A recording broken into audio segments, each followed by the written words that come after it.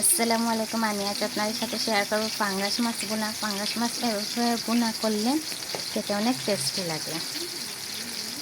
প্রথমে পাঙ্গাস মাছগুলোকে আমি ভালোভাবে বেছে নেব। পাঙ্গাস মাছ বোনা করার জন্য কড়াইতে পরিমাণ মতো তেল গরম করে দিয়ে দেব পেঁয়াজ বাটা। এখানে আমি দিয়েছি 1 কাপ পেঁয়াজ বাটা, 1 চামচ রসুন বাটা। এবার আমি ভালো করে নেড়ে চেড়ে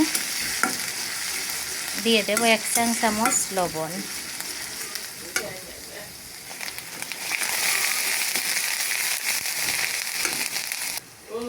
এবার আমি দেবো 1 চা চামচ মরিচের গুঁড়া,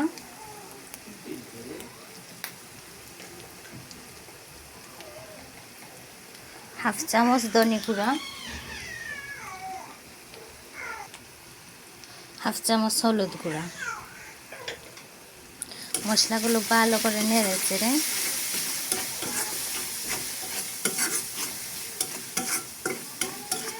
দিয়ে দেবো 1 কাপ পরিমাণ পানি।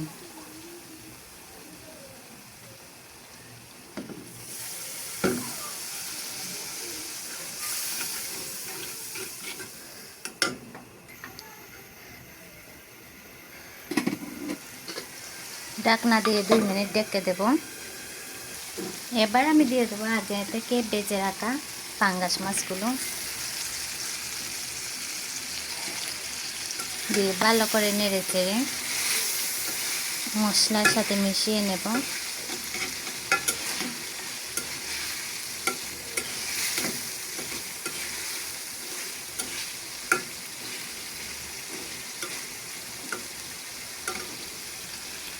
দিয়ে দেব 1 কাপ পানি।